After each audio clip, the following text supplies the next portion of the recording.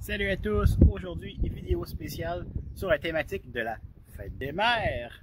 Donc aujourd'hui on va essayer de prendre des roses, une rose, et on va essayer de la mettre dans du plâtre, de faire un moule, et on va essayer de la couler en aluminium.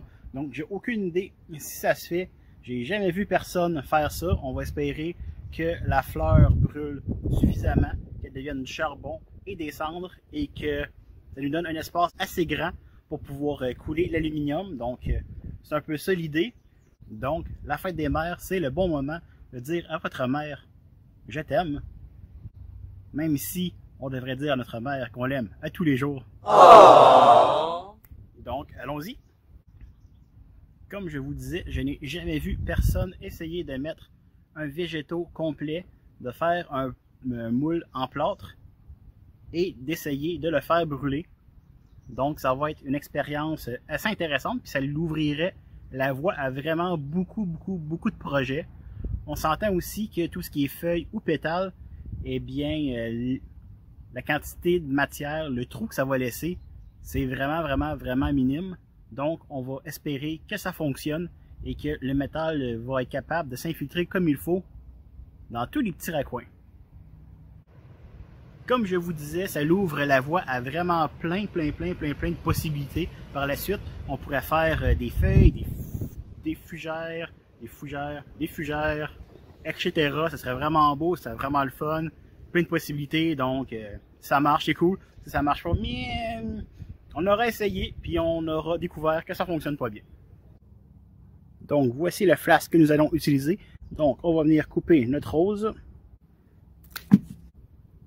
Et voilà ce qu'on va essayer de mettre dans le plâtre. Donc, comme d'habitude, on a notre base de flasque.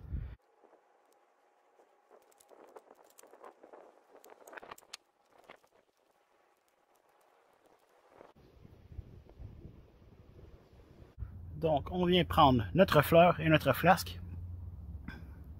On vient la mettre à l'intérieur.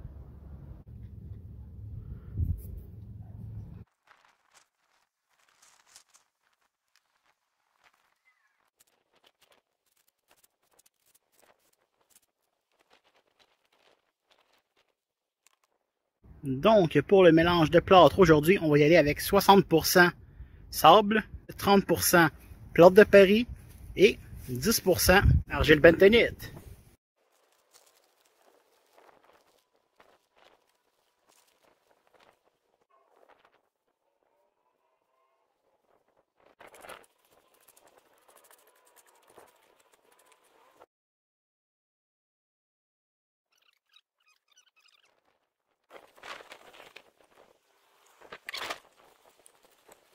Aujourd'hui, on voulait essayer de le faire un petit peu plus clair pour vraiment être sûr de bien avoir tous les beaux petits détails de la rose. On va verser dans une moule.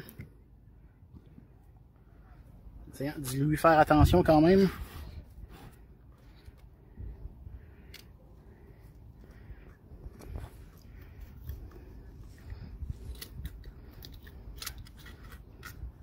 On va avoir pas mal épais finalement.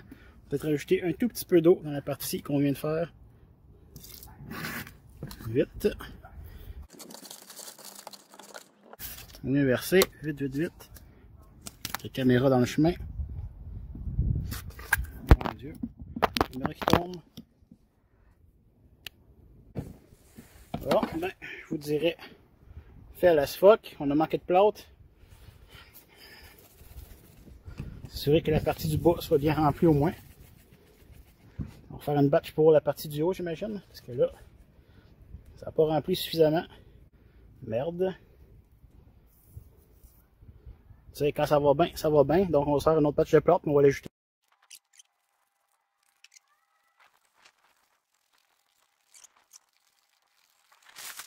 On va venir essayer d'ajouter ça.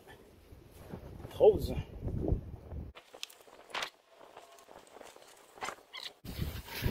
D'ajouter tout le mélange qu'on peut. Prendre un petit bâton, cogner.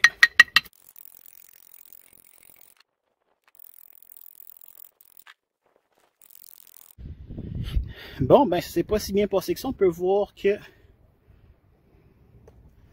notre plâtre était vraiment épais. Donc j'espère que ça va avoir pris les détails. La texture avait l'air bonne pourtant lorsque je l'ai brassé, mais bon, peut-être qu'on aurait dû ajouter plus d'eau.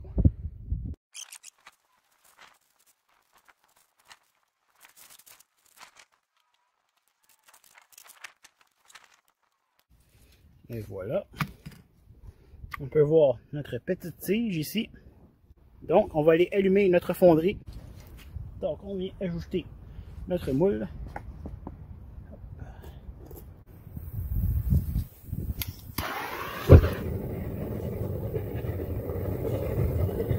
Donc on démarre pas très fort au début, juste pour laisser le plus d'humidité sortir possible.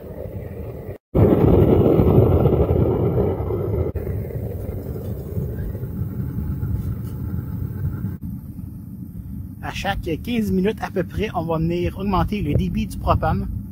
En tout, ça devrait nous prendre à peu près 1 heure pour faire fondre ou brûler, faire fondre notre rose, faire brûler notre rose. En tout cas, vous comprenez, pour qu'il n'y ait plus de rose dans le moule. Ou du moins, on l'espère.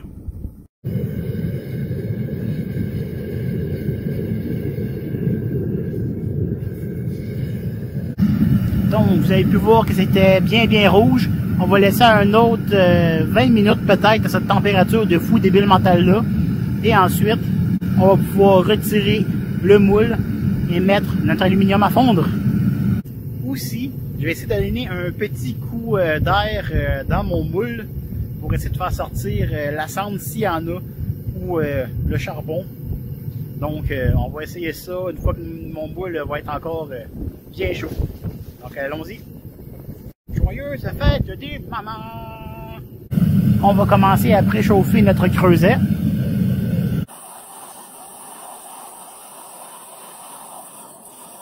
Et voici ce qu'on fait fondre aujourd'hui, les restants de notre dernière coulée.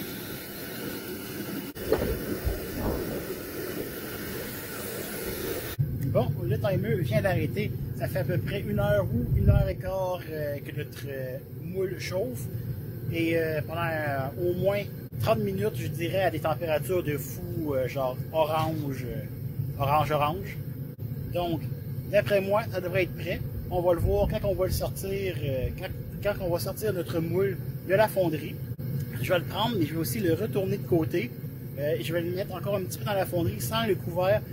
Donc, peut-être que ça s'est transformé en charbon, dû au manque d'oxygène. Si c'est le cas, on va le mettre dans un environnement où il y a de l'oxygène.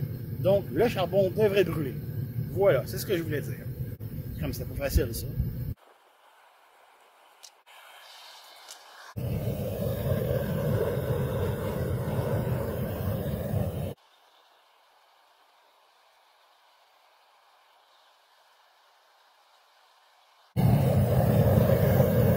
Bon, il semble encore y avoir ici. Vous allez voir. Faut que je mette ma caméra dans le feu non plus.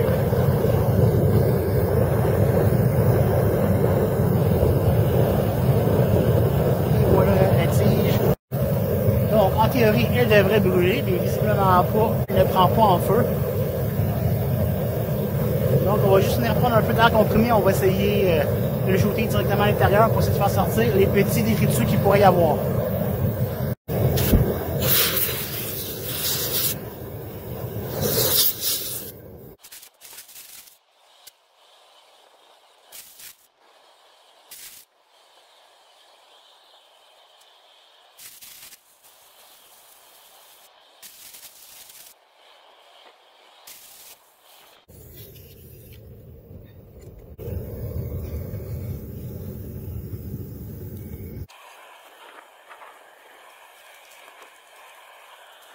Donc, on fait fondre notre aluminium et on réchauffe notre moule en même temps.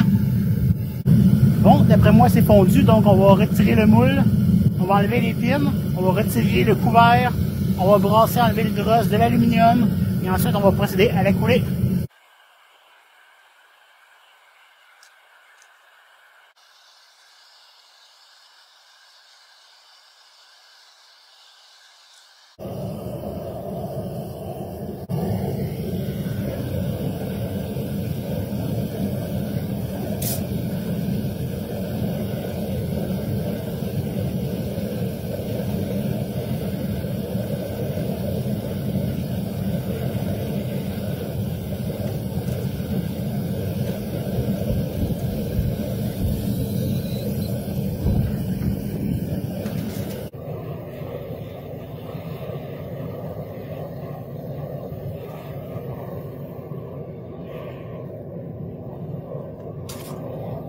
Donc on va laisser ça refroidir.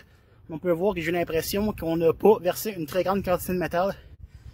Donc d'après moi, notre moule était déjà plein, soit par des cendres, soit par du charbon. Donc ça semble être un fer. On peut voir que l'aluminium s'est quand même contracté beaucoup. Et ça continue à être aspiré par le fond. Pourtant j'en avais une quantité quand même assez grande sur le dessus. C'est un peu étrange. Peut-être que ça continue à se remplir à l'intérieur. Peut-être que j'aurais dû mettre plus d'aluminium fondu. Peut-être qu'on aurait eu un bon résultat. On va voir par la suite. Parce que plus ça va, plus ça continue encore à être aspiré par le petit trou. Donc on va venir essayer de déterrer notre forme, de faire notre moule. C'est encore super chaud. Je ne l'ai pas passé à l'eau comme je fais d'habitude. Je vais vous avouer que mes attentes sont assez basses. Parce que je pense que ça ne va pas vraiment bien marcher.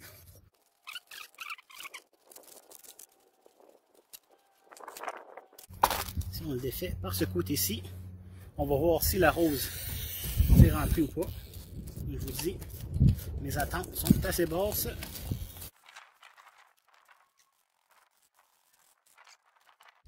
Il semble y avoir de l'aluminium.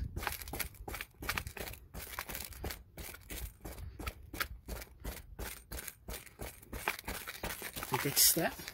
D'après moi, on va avoir un succès partiel peut-être, parce que là, je pense pas qu'on a fait un très beau moule. En plus, notre plâtre n'était pas assez liquide pour bien s'infiltrer partout. Donc après moi, on va avoir un succès très mitigé. Si on a un succès. Encore là, je suis même pas certain. Ici, on a quelque chose, c'est assez impressionnant.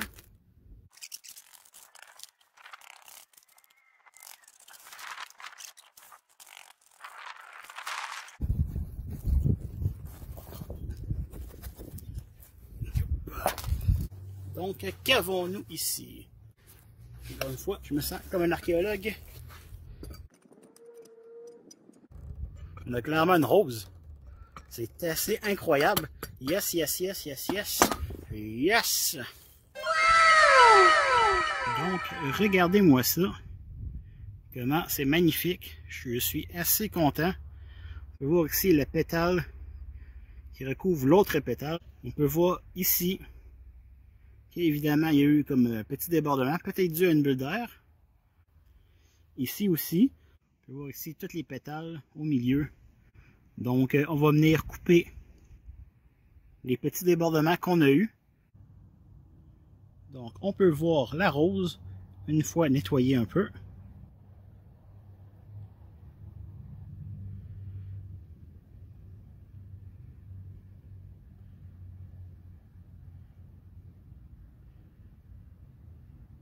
Donc, je vais vous avouer que je suis assez content du résultat.